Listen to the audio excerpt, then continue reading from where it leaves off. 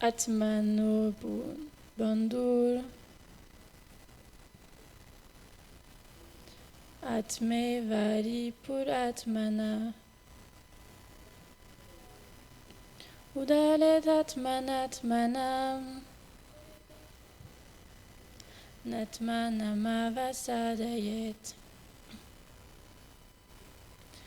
Atmevai Atmano Bandhur Atme Varipur Atmanam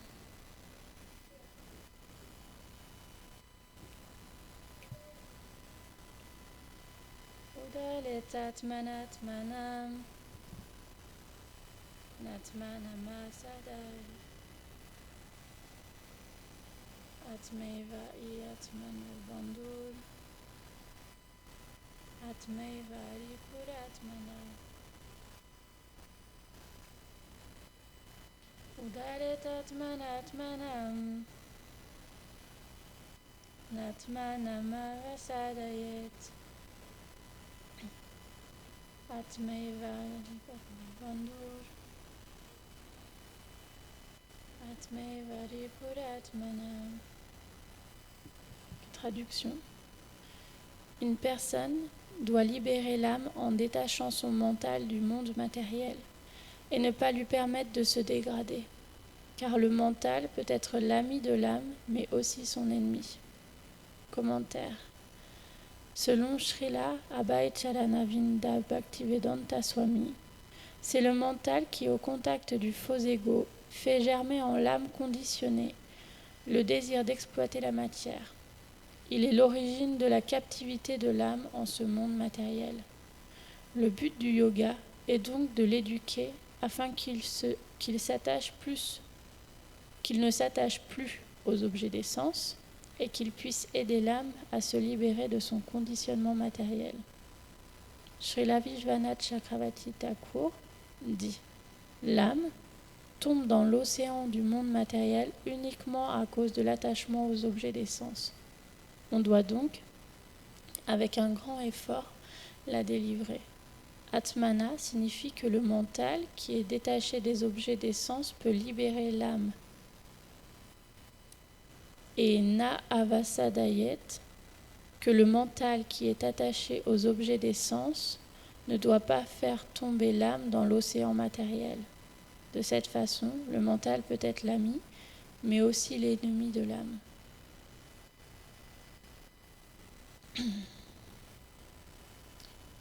Je vais aussi lire le commentaire de Prabhupada, parce que j'ai trouvé qu'il était intéressant. D'ailleurs, c'est pour ça qu'il est cité aussi dans cette Bhagavad Gita, parce que c'est vraiment intéressant.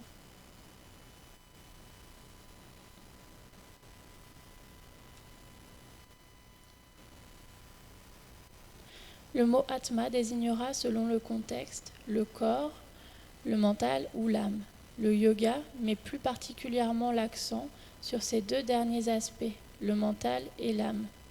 Comme le mental est le centre d'intérêt de la pratique du yoga, le terme Atma ne peut ici désigner que le mental. Le but du yoga est de dominer le mental, de l'empêcher de s'attacher aux objets des sens. De plus, comme notre verset le souligne, l'effet du yoga devra être d'éduquer le mental et de telle sorte que ce dernier puisse sortir l'âme conditionnée de l'ignorance où elle est maintenue. Dans l'existence matérielle, tout le monde est esclave du mental et des sens. En fait, ce mental qui nous donne une fausse conception de nous-mêmes, qui fait germer en nous le désir de dominer la nature matérielle, est à l'origine de l'emprisonnement de l'âme dans l'univers matériel. Si le mental, donc, est dirigé de façon à ne pas se laisser fasciner par le miroitement de la matière, l'âme échappera à son conditionnement. En aucun cas... Oh pardon, je vais trop vite. C'est ça ? Tu me dis ? Ok, excuse-moi. Tu veux que je répète ? Si le mental, donc, est dirigé de façon à ne pas se laisser fasciner par le miroitement de la matière, l'âme échappera à son conditionnement. En aucun cas, nous ne devons nous laisser aller aux objets des sens, car selon un processus de dégradation, ils nous enlisent toujours plus dans l'existence matérielle. Le meilleur moyen pour nous dégager de cet enlisement, ce sera de ne jamais offrir à nos pensées qu'un seul objet, Krishna. Le terme « I » dans ce verset insiste sur l'idée que l'on doit agir ainsi. D'autres textes confirment le présent verset.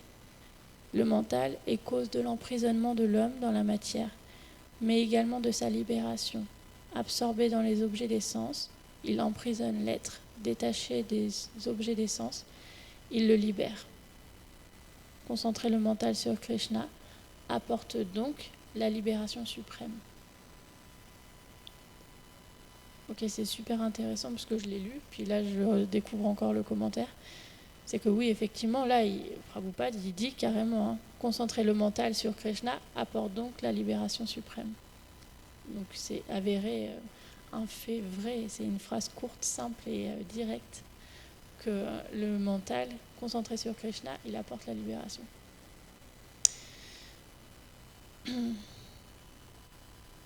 Ok, je voulais parler que, en fait, on a une nature, on est dans ce corps matériel, dans ce corps grossier, on va dire, donc, et dans ce corps subtil, parce qu'il y a les deux aspects, c'est pas simplement qu'on est dans un corps grossier, c'est pas si simple que ça, on est aussi dans un corps subtil avec un faux ego, etc. Et je pensais à ça, c'est qu'il faut vraiment accepter qu'on est dans cette condition. Ce corps, il est ce qu'il est. Et c'est pas dramatique. Je sais, je dis tout le temps ça. C'est pas un drame, notre condition. C'est compliqué. Tant que c'est pas dirigé sur Krishna, c'est compliqué. Mais c'est pas un drame d'être dans cette condition. Il faut qu'on accepte.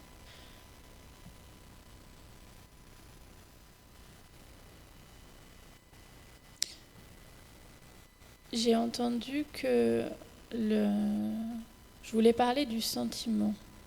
Parce qu'on dit souvent qu'il ne faut pas être un sentimentaliste, etc. Ah oui, parce qu'en fait, quand on est basé dans son sentiment, en général, on est très loin du tattva, on est très loin de la philosophie et en général, on se perd. Par exemple, on dit qu'il ne faut jamais prendre une décision sous le coup du sentiment.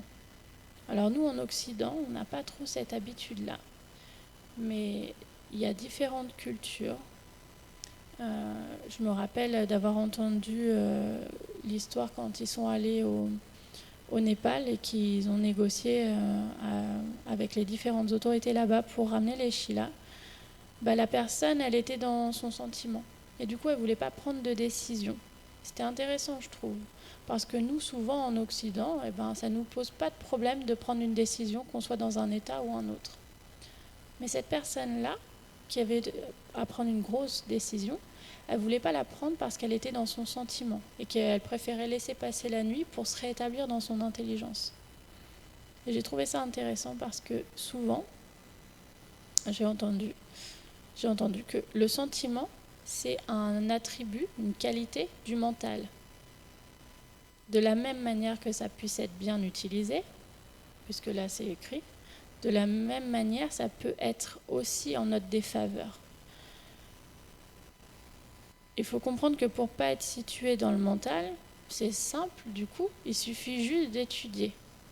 Parce que l'étude, ça nous place dans notre intelligence. Et l'intelligence, c'est ce qui est le plus proche de l'âme. Et c'est l'intelligence qui peut juste dominer le mental. Une fois que l'intelligence a dominé le mental, il peut être l'ami de l'être et le tuer correctement pour qu'il puisse être fixé sur le fait de servir Krishna, même là maintenant dans notre condition. Parce que c'est pas juste qu'on peut servir Krishna quand on est dans notre corps spirituel et que tout se passe bien. On peut aussi servir Krishna dans cette vie-là. On peut aussi servir Krishna ici, maintenant et tout de suite. Et parfois, c'est un peu... c'était disons que j'ai ces réflexions-là en ce moment, donc du coup, je voulais les partager. Mais il faut comprendre que parfois, on ne se sent pas bien. Souvent, c'est parce qu'on est grave sur le mental.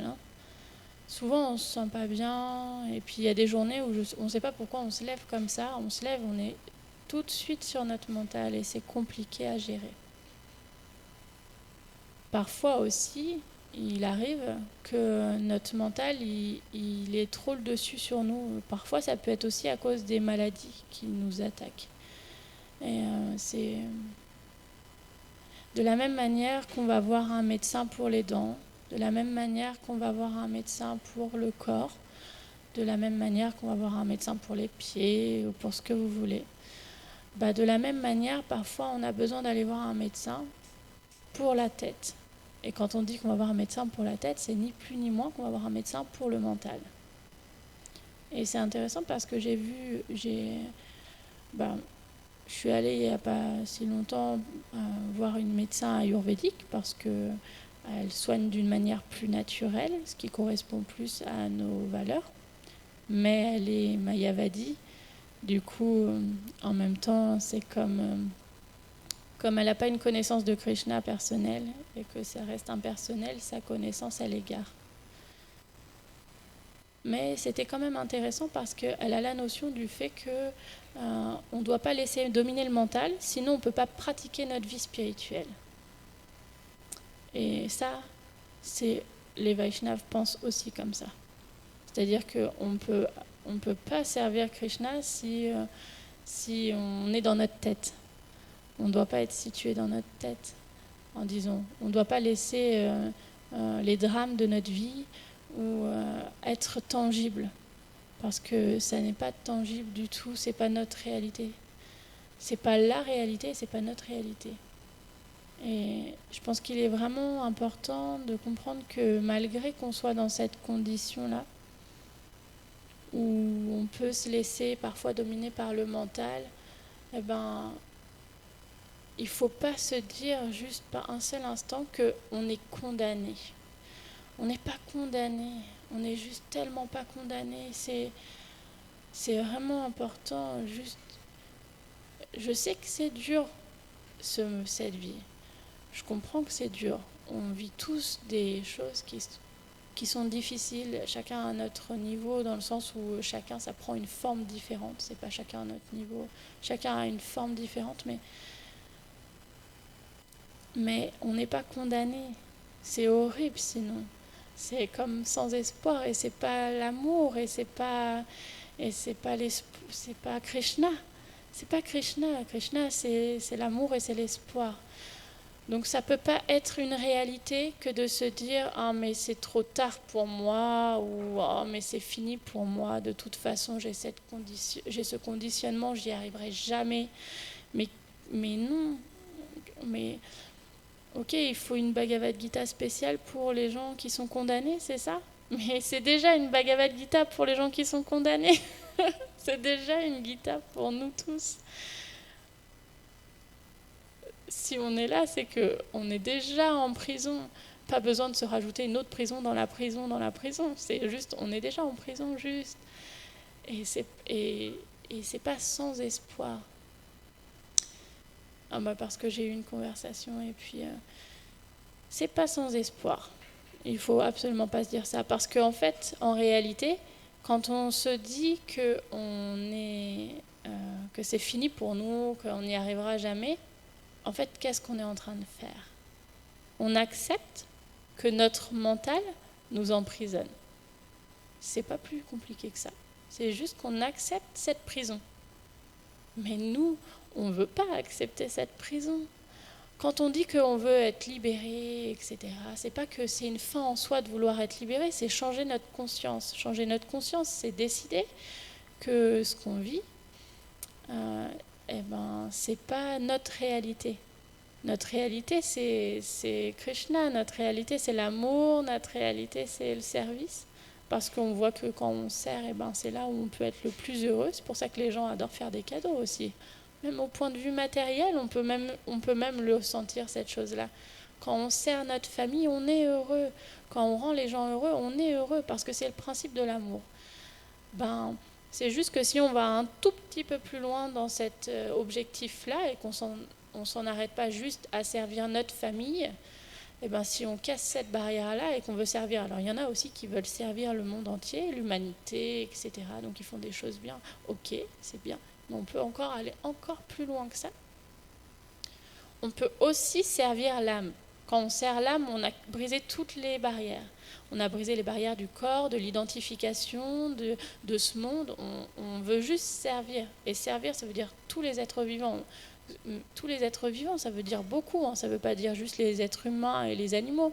Ça veut dire aussi la planète. Ça veut dire tout est compris dedans, puisque Krishna est compris dans l'âme. Et du coup, je trouvais que c'était important, et j'avais vraiment envie de parler de ce point-là, que c'était vraiment important de ne pas laisser le mental nous dire et nous faire penser qu'on est condamné dans cette vie. Arjuna, il s'est retrouvé sur le champ de bataille, et il a lâché les armes. Il a lâché les armes et il s'est dit « Ok, moi je ne peux pas faire ça ». Il s'est retrouvé dans une situation vraiment délicate, mais c'est notre situation, ça aussi, de tous les jours. C'est aussi notre situation. Ok, on n'est pas sur un champ de bataille, mais on est quand même sur un champ de bataille. On peut quand même voir que dans cette vie, on est obligé de livrer combat. Et chaque jour, même à chaque instant, on est obligé de livrer combat. Et quand Arjuna, il a lâché les armes, mais Krishna, il lui a dit « Et qu'il a dit non, mais je peux pas faire ça, c'est pas possible, je préfère aller dans la forêt. Il lui a dit, et Krishna il lui répond, mais parle pas comme un sot. Parce que on n'est pas au niveau du sentiment à se dire, oh mais non, je peux pas faire ci, ou je peux pas faire ça, ou de toute façon, moi c'est foutu pour moi. Mais non, et puis c'est pas que Krishna il a dit ok c'est pas grave je m'occupe de tout, viens là, allez c'est parti. Non mais pas du tout. Krishna il a pas dit ça à Arjuna, il lui a dit allez, arrête de réfléchir comme ça maintenant. Et qu'est-ce qu'il a fait dans la Bhagavad Gita? Il l'a juste enseigné pour qu'il se replace dans l'intelligence. Et une fois qu'Arjuna il a été placé dans l'intelligence, qu'il lui a donné l'enseignement, Krishna il lui a dit maintenant tu fais ce que tu veux, parce qu'on est libre. Mais une fois qu'il l'a placé dans l'intelligence, comme Arjuna était bien situé maintenant, il a pu livrer bataille. Et c'est pas qu'il a livré bataille juste pour rien. Il y a mis tout son cœur. Il a tout donné. C'est pas qu'il s'est dit ok, je livre bataille, de toute façon c'est déjà déterminé ce qui va se passer. Non. Il est vraiment allé au bout. Il a vraiment appliqué ce que Krishna lui avait enseigné, mais ça prend beaucoup d'humilité pour pouvoir se laisser enseigner. D'ailleurs, Arjuna, en fait, il était quand même l'ami très très proche de Krishna, et en fait, il s'est placé comme un disciple à ce moment-là pour pouvoir prendre l'enseignement. Et ça, c'est un très bon exemple pour nous, parce que ça montre combien il faut être situé dans l'humilité pour pouvoir approcher la connaissance. Et c'est la première étape pour pouvoir après se situer dans l'intelligence. La première étape, c'est l'humilité. On comprend que, ok, là, il se passe quelque chose qui fait que je ne vais pas m'en sortir. En général, quand il y a ça dans notre vie, ou quand on se prend une bonne grosse gamelle, c'est-à-dire que les souffrances, elles sont aussi là pour ça. Pour se dire, ok, je suis mal situé. Là, j'ai pris une gamelle, il faut que je change. C'est pas un mal de souffrir, puisque c'est la manière dont on utilise les choses qui nous arrivent qui sont importantes. Si jamais, quand on voit qu'on a une galère ou qu'on souffre dans ce monde, on se lamente encore plus, on ne s'en sort pas. Mais si quand on souffre, on se dit « je suis mal situé », maintenant il faut que je prenne ma vie en main, il faut que je comprenne qu'est-ce qui se passe, et qu'on se bat, et qu'on se relève, et qu'on dit « ok, maintenant j'ai fait une erreur, je comprends que j'ai tort et qu'il y a quelque chose que je n'ai pas compris parce que ça n'a pas fonctionné ». À ce moment-là, on se place dans un état où on est subordonné aux choses qui nous arrivent. On comprend qu'on ne contrôle pas la situation de toute façon. Donc on se place en subordonné. Une fois qu'on est placé en subordonné, on peut apprendre. On peut apprendre parce qu'on comprend qu'on n'est plus le contrôleur. tant qu'on est dans la lamentation, il ne faut pas croire, on est en contrôle.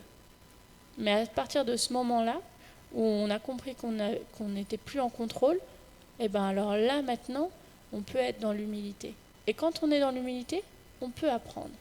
Et quand on peut apprendre, et ben en général, parce que c'est très bien fait par Krishna, le tattva, c'est très bien fait, c'est que grâce aux règles et aux explications qui sont données dans la Bhagavad Gita ou dans tous les textes sacrés comme le Srimad Bhagavatam, etc., ça nous apprend qu'est-ce qui est la réalité. Tu me dis si ça va trop vite. Hein. Ok.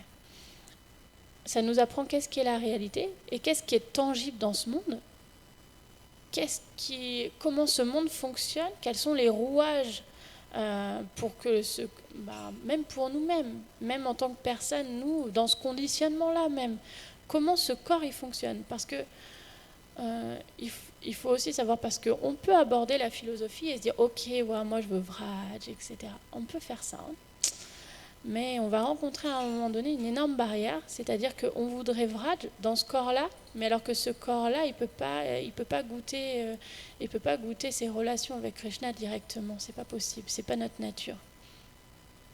Alors il faut comprendre qu'avec ce corps qui est secondaire, on est d'accord, ce plan-là matériel, avec ce corps, cet environnement, c'est secondaire. Notre primaire, c'est de vouloir aller et de pouvoir servir Krishna, Radha et Krishna. Mais si notre secondaire, il n'est pas bien situé ou que notre corps ne fonctionne pas bien, eh ben on ne peut pas servir Krishna. Hein. Par exemple, on peut voir que si jamais on est handicapé, etc., peu importe de la manière dont ça passe, par exemple, on a une grosse fièvre, on a une grippe, mais si on ne se soigne pas, ben on va juste rester allongé dans notre lit. Et on ne peut pas servir.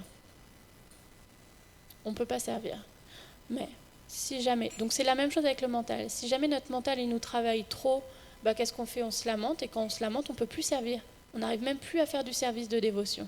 On ne peut même plus se mettre en action. Ça nous bloque complètement, ça tétanise le corps. Mais quand on est situé comme ça, on ne peut pas servir Krishna. Donc il faut, même si c'est secondaire, c'est le secondaire qui supporte le primaire. Donc il faut absolument que le secondaire il soit bien situé et qu'il comprenne bien sa situation. C'est pour ça que la Bhagavad Gita elle a été faite comme ça. Elle explique comment le secondaire fonctionne pour après parler maintenant, tu peux t'engager. C'est comme ça que ça marche. C'est pas que c'est dit à l'inverse. Non. Il explique tous les rouages et ensuite il dit ok, maintenant tu peux aller dans le service de dévotion. Je voulais partager ça parce que je trouve que c'est très important de le comprendre, parce que parfois on a besoin de prendre juste un peu de temps pour respirer correctement, pour s'apaiser, pour se recentrer. On dit réaligner les chakras souvent. Hein. Parce qu'une fois qu'on a réaligné nos chakras et qu'on a pris le temps de réfléchir à notre situation, à notre condition, on a la possibilité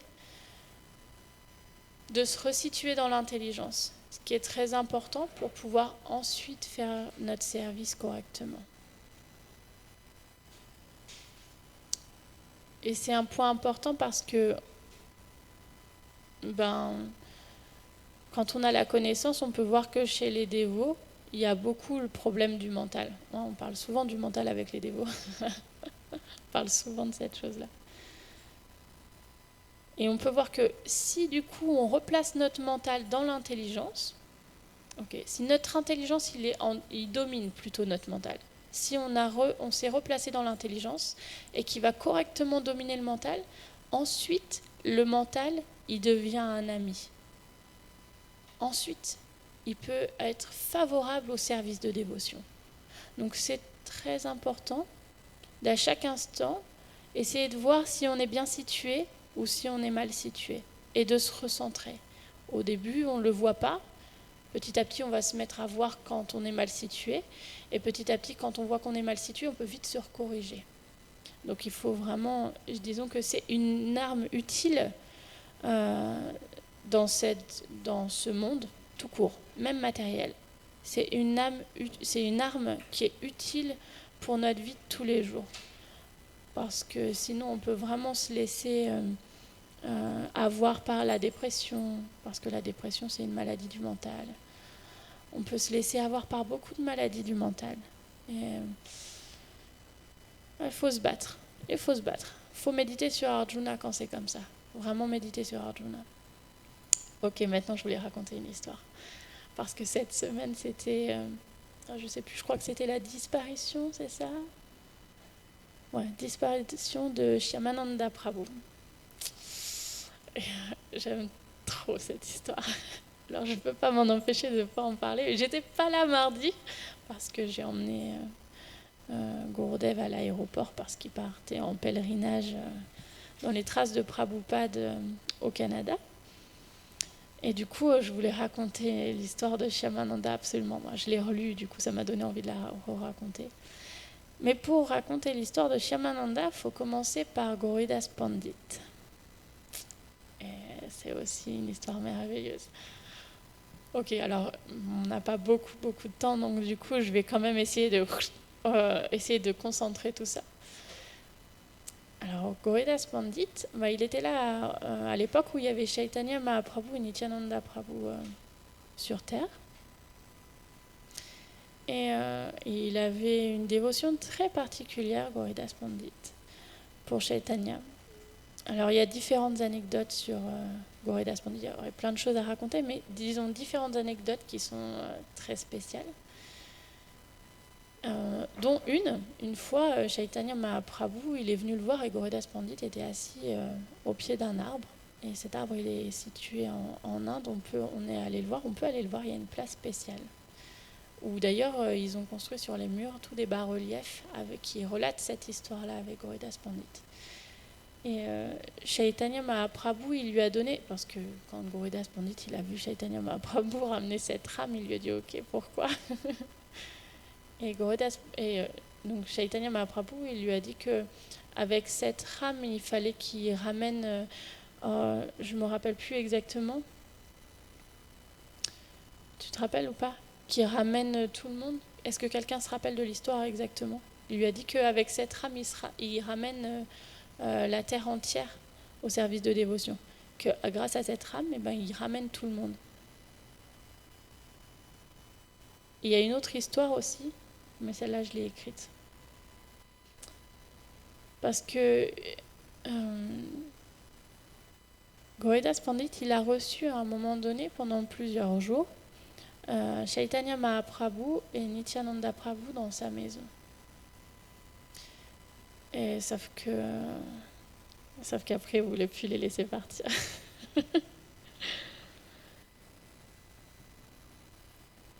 Et donc, Gauridas, quand Chaitanya Mahaprabhu il lui a dit à un moment donné qu'ils allaient être obligés de repartir, Gauridas, il a pleuré et il a supplié et il leur a dit qu'il ne les laissera jamais partir, qu'ils allaient rester tous les deux ici comme ses captifs. Il faut comprendre que c'est des sentiments d'amour qui sont très très forts. Hein. C'est pas qu'il voulait les emprisonner, c'est qu'il voulait les emprisonner avec son amour. Et il a dit qu'il allait les garder captifs, mais de manière, pour l'éternité, quoi, pour toujours. Il voulait les garder toujours avec lui. Et qu'il voulait les servir au mieux et avec tout son cœur. Donc il voulait vraiment les garder prisonniers, mais vraiment avec son amour. Et Gauranga, qui a compris le sentiment de Gauridas Pandit, quand il a vu ça, il a juste souri et il lui a répondu. Il lui a répondu qu'il pouvait faire une chose, qu'il pouvait servir leurs images. Alors, pour ça, il a demandé...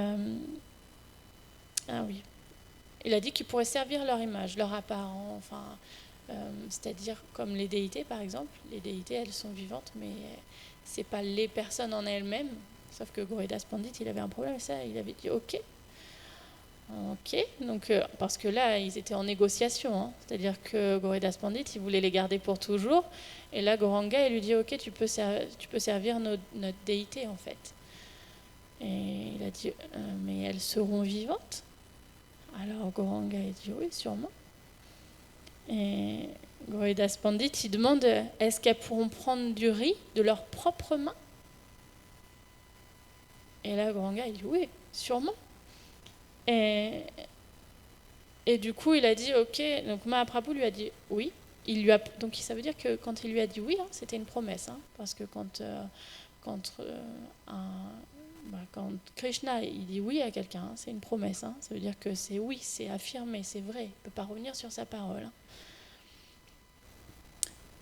Et il dit ok maintenant. Donc il a dit à Gauridas ok maintenant, tu vas chercher un bois de Nîmes à Navadvip et tu nous sculptes. Donc il fallait qu'il sculpte Nityananda, qu'il sculpte Chaitanya. Et après, ils pourront répondre à tous ses souhaits à Gauridas Pandit. Donc il est allé chercher le bois de Nîmes, il a taillé Chaitanya, Gauranga et Nityananda. Et une fois qu'il les a sculptés, Gauranga, Mahaprabhu, il a dit ok, maintenant il faut que tu nous nourrisses tous les 4. Et Gauridas Pandit lui dit tous les 4. Et Gauranga il a insisté oui. Donc il a fait un gros prashad, il a installé les 4 assiettes pour que tout le monde prenne prashad. C'est vraiment particulier comme histoire parce que c'est Gauranitai et c'est Gauranitai. Et tous les deux, que ce soit les formes véritables, donc eux dans leur corps, et sous la forme de déité, il allait les servir et leur donner à manger tous ensemble. Et donc du coup, il a préparé, et Gauridas, il s'inquiétait quand même, mais les déités, elles vont manger aussi. Et Gauranga, par 2 fois, il a dit oui, bien sûr. Donc à nouveau, il lui confirme qu'elles vont avoir vie, c'est pas des déités ordinaires. Et il lui a dit ça parce qu'il lui a dit oui, bien sûr, parce que sinon, vous ne croirez pas en eux. Bah oui, parce qu'il voulait garder, il faut comprendre que comme il voulait garder Chaitanya et Nityananda avec lui dans sa maison pour toujours, il fallait que Gauranga il sorte un peu de cette situation parce qu'il fallait aussi qu'il continue son mouvement de Sankirtan. Donc il fallait quand même qu'il arrive à sortir de cette situation, mais avec amour. Donc du coup, il a fait tout cet arrangement-là et effectivement, les déités de Gauridas Pandit sont très particulières. Et on va le comprendre par la suite de l'histoire. Et donc en fait, avec grande joie, après Gauridas Pandit, il a préparé des nombreuses préparations. Il a placé des sièges, il a placé 4 sièges. Il les a nourris, il leur a fait prendre leur part. Et il n'y avait aucune différence entre les personnes réelles et les divinités. Il n'y avait aucune différence. Et ensuite, Mahaprabhu, il a dit, maintenant, selon votre souhait, 2 d'entre nous resteront à Ambika Kanna, et 2 iront à Nilachal pour continuer le mouvement de Sankirtan. Ainsi, votre souhait sera exaucé. Donc Gauranga, il a fait toute une manigance pour pouvoir faire que Gauridas Pandit soit satisfait, parce que c'est le principe de l'amour, c'est qu'il faut que tout le monde soit satisfait. Donc il a comblé le désir de Gauridas Pandit. Je trouvais que cette histoire, elle était vraiment spéciale. Je ne l'avais jamais entendue comme ça. Il a comblé le désir de son très très cher... Gauridas Pandit, c'est un associé éternel. Parce que c'est Subal Saka à Goloka. Et donc il a comblé le désir de son associé éternel, de son cher dévot. Et en même temps, il a continué le mouvement de Sankirtan parce que ça ne pouvait pas s'arrêter. Alors ça, c'est différentes histoires. Donc ça, c'est Gauridas Pandit. Gauridas Pandit, il avait un disciple très fameux qui s'appelait Hridayananda. L'histoire de Hridayananda, en fait, il était avec Gadadhar, si je me rappelle bien, et je ne veux pas dire de bêtises, mais il me semble qu'il était avec Gadadhar, mais Gauridas Pandit, il lui a demandé s'il pouvait prendre Hridayananda avec lui pour pouvoir l'aider, pour pouvoir servir les divinités. Donc Hridayananda, il était associé aux fameuses déités qui prenait vie et qui mangeait, etc. Et puis un jour, Gaurida Pandit, pour une raison ou pour une autre, donc là, tout ça pour arriver à Shyamananda, hein, on est obligé d'expliquer tout ça, c'est pas possible autrement. Et Hridayananda, il a vu son Gurudev, du coup Gaurida Pandit, partir parce qu'il avait des choses à faire, je ne sais pas exactement, mais il est parti, mais juste avant un festival. Et sauf que ne le voyant pas revenir, Hridayananda, il a continué à faire les préparations pour ce fameux festival. Mais il n'avait pas les autorisations de son maître spirituel. Mais il lui avait écrit et il ne répondait pas, il ne venait pas. Donc du coup, c'était pas comme maintenant, on n'avait pas juste un coup de téléphone à passer. Hein. Puis c'est un divertissement. Et du coup, il était bloqué. Donc il a fait que les préparatifs se soient faits pour pouvoir... Il a lancé les invitations aux dévots, etc. Et puis au moment où tout était presque fini, hein, que le festival, c'était le lendemain, Gaurida Pandit, il est rentré. Sauf que quand il a dit « Ok, j'ai tout préparé, c'est bon, parce que c'est demain et que j'ai pas eu de votre réponse », sauf que Gaurida Pandit, il s'est mis vraiment, vraiment en colère. Mais vraiment en colère. À tel point qu'il a banni Hridayananda, il lui a dit « Ok, va, je veux plus te voir. Tu vas sur les bords du Gange et je veux plus te voir. » Donc Gaurida Pandit, il a été vraiment, vraiment strong, il a été vraiment sévère avec Hridayananda. Et Hridayananda, c'était pas un dévot ordinaire non plus. Et il était complètement situé dans l'amour de Dieu. Du coup, il est parti, il a accepté de la même manière qu'un pur dévot, de la même manière, même un dévot en général. De la même manière, il peut recevoir une réprimande qu'une glorification. Ça pèse le même poids, ça fait la même chose dans son cœur. C'est-à-dire que c'est exactement pareil. Il a ressenti de l'amour de son Gurudev de la même manière. Et il est parti, il est allé. Il est allé chanter au bord du Gange comme son Gurudev lui a demandé. Et puis Gaurida Pandit, de son côté, lui, il a fait le festival aussi le lendemain, etc. Et puis il y a les offrandes de nourriture toute la nourriture qui est arrivée pour pouvoir préparer le prashad. Et il a tout envoyé à Hridayananda. Il a dit non, c'est lui qui a commandé, c'est lui, vous allez voir avec lui et tout ça. Et a commencé 2 festivals, c'est-à-dire que un avec Gaurida Pandit dans son temple, et un autre là où Hridayananda était, parce que son Gurudev, il a demandé qu'il cuisine. Apportez-lui tout, c'est lui qui voulait organiser un festival, faites qu'il organise ce festival. Il a cuisiné, etc. Il a préparé un festival, il a fait un immense bhajan, à tel point, parce que c'est une histoire particulière, à tel point le bhajan, il était tellement extatique qu'en fait, le pujari, qui s'occupait du coup des Goranitai au temple de Gaurida Pandit, quand il a voulu emmener l'offrande de nourriture, quand il a ouvert, il n'y avait plus Goranitai. Elles avaient disparu.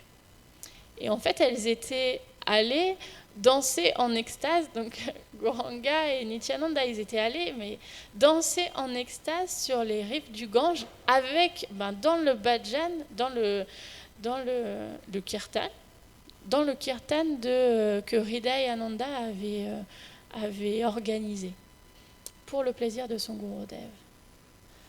Et donc il y avait un immense kirtan où ils dansaient. Mais quand Gaurida Pandit, qui était déjà en colère avec Hridayananda, qu'il a vu qu'en plus il n'y avait plus Goranitai dans l'hôtel, il a commencé à vraiment, vraiment, vraiment être en colère. Il a pris un bâton. On voit cette histoire un peu avec Mary Yashoda, qui prend un bâton pour corriger Krishna. Il a pris un bâton et il était furieux contre Gauranita et furieux contre Hridayananda. Et il s'est mis à courir pour aller sur les rives du Gange, pour pouvoir aller justement voir. Et là, il a vu quelque chose qui était extraordinaire. C'est qu'il a vu Gauranga et Nityananda qui dansaient en extase dans le kirtan. Et quand il a vu ça, il leur a couru après parce qu'il était fâché après eux, parce qu'ils avaient quitté l'hôtel. Donc il était fâché parce qu'ils ont promis de toujours rester. Il faut comprendre aussi le sentiment de Gaurida Pandit. Ils ont promis qu'ils allaient rester toujours avec lui. Et là, ils étaient partis. Donc il leur a couru après. avec amour, mais il leur a couru après avec un bâton en étant en colère. Et, et quand Goranga et Nityananda, ils ont vu ça, ils ont commencé à avoir peur et à se dire wow, il faut que. Mais ils ont voulu comme se cacher, mais ils ne pouvaient pas. Et puis ils voyaient Gauridas Pandit arriver, et puis Chaitanya Mahaprabhu, il est rentré dans le cœur de Hridayananda.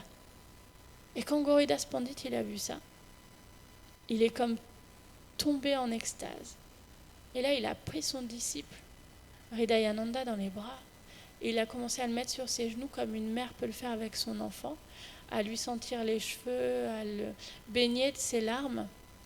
Comme Maria Yashoda, elle fait avec Krishna, elle le baigne avec son lait qui sort pour baigner le corps de Krishna. De la même manière, Gauridas Pandit, il baignait Hridayananda comme ça. Et lui a dit, à partir de maintenant, on va t'appeler Hriday Chaitanya. Parce que Hriday, c'est dans le cœur. Et donc ça veut dire qu'il a Chaitanya Mahaprabhu dans son cœur. Et c'est une histoire vraiment fameuse parce qu'on peut sentir l'amour des dévots en fait. L'amour d'un maître spirituel pour son disciple, l'amour d'un disciple pour son maître spirituel aussi. Et on peut sentir aussi, on peut voir à travers ces histoires-là aussi combien les déités, elles sont personnelles avec ceux qui s'occupent d'elles. Et pour en venir à Shyamananda, c'est que... attendez juste, je vais retrouver quelque chose avant de parler. Ok. Shyamananda, qui avant s'appelait Krishnadas, c'était le disciple de Hriday Chaitanya. Donc Hriday Chaitanya, il lui a comme tout appris. Et au bout d'un moment, Krishnadas, il a voulu aller. Donc c'est pour vous dire, c'est toute cette lignée spirituelle, mais c'est tellement intime les relations qu'ils ont eues entre maître spirituel et disciple. C'est tellement intime, tellement comme un père et son fils, que ça explique toutes les retombées, toutes les choses qui se passent. C'est pour mieux comprendre les sentiments. Et donc Krishnadas, on l'appelait Dukhi Krishnadas aussi, parce que ses parents, ils avaient eu d'autres enfants, mais ils étaient tous morts-nés, donc ils étaient dans une certaine comme lamentation, et du coup, quand Krishnadas il est né, il y avait comme le poids de tout ça qui était né, donc on l'appelait Dukhi, je crois que ça veut dire tristesse ou quelque chose comme ça. Faudrait que je retrouve, mais... Et bref, et donc du coup, il l'a pris, il était avec Hriday Chaitanya, et donc c'était son maître spirituel. Il faut comprendre que Krishnadas, il avait vraiment beaucoup d'amour pour Hriday Chaitanya. C'était encore une relation encore très intime et spéciale. Mais à un moment donné, Krishnadas, il a voulu aller à Vrindavan, et son Gurudev a accepté. Donc il est allé à Vrindavan sous la guidance de Jiva Goswami. Et Jiva Goswami, il enseignait différents textes, parce que Jiva Goswami, c'était pas quelqu'un d'ordinaire, il lui a enseigné beaucoup de choses. Et puis son service qui lui a appris aussi, alors c'est noté de différentes manières, mais moi j'avais lu aussi, qu'en fait il lui avait expliqué comment s'occuper de Radhakund, c'est-à-dire que c'était pas juste qu'il balayait, parce que des fois on entend juste qu'il balayait, mais c'était pas si simple que ça. C'est qu'en fait, Jiva Goswami, il lui a appris exactement comment enlever telle plante pour faire pousser telle plante, comment s'occuper de chaque plante qu'il y avait aussi autour du kund, etc.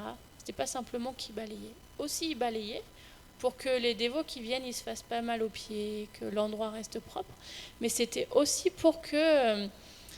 c'était aussi un service qui était plus poussé, qui poussait plus loin, dans le sens où il fallait que ça reste merveilleux comme endroit. Et l'histoire de Krishnadas, c'est qu'un jour, il nettoyait. Alors, j'ai entendu un jour il nettoyait, un jour il chantait ses tours autour de Radhakund, et qu'il a trouvé un bracelet de cheville. Mais quand il a touché le bracelet de cheville, il est tombé en extase. Son corps tremblait, ses yeux pleuraient. Il avait tous les symptômes extatiques. Et il s'est dit, waouh, c'est pas un bijou anodin, qu'est-ce que c'est? Il l'a gardé très précieusement. Et mais alors parfois dans l'histoire on dit que c'était une vieille femme, ou parfois dans l'histoire on dit que c'était une jeune femme, peu importe. Quelqu'un l'a approché et il lui a dit: oh, est-ce que tu as trouvé un bracelet de cheville? Et il venait de trouver un bracelet de cheville. Il dit: oh, mais pourquoi? C'est à qui? Puis c'était un très très beau bracelet de cheville, donc c'était pas qu'il allait le laisser à n'importe qui. Mais puis il savait surtout que, vu les extases qu'il avait eues en touchant, il savait que c'était pas à n'importe qui. Et il n'allait pas s'en défaire si facilement que ça. Et du coup, la personne, elle, lui a dit: oh, mais c'est à une fille de mon village, il faut que je lui ramène, c'est important. Et il a dit: ok, mais montre-la moi. Et il faut comprendre qu'en fait, cette femme-là, donc vieille ou jeune, peu importe, en fait, en réalité, c'était Lalita Saki qui avait été envoyée par Radharani, parce que la veille, Radharani, elle avait dansé toute la nuit, et elle avait perdu son bracelet de cheville. Et comme Radharani, elle savait qui avait pris son bracelet, qui avait trouvé son bracelet de cheville. Elle a envoyé Lalita, elle a dit: tiens, c'est un de tes disciples, il faut que tu ailles t'en occuper parce que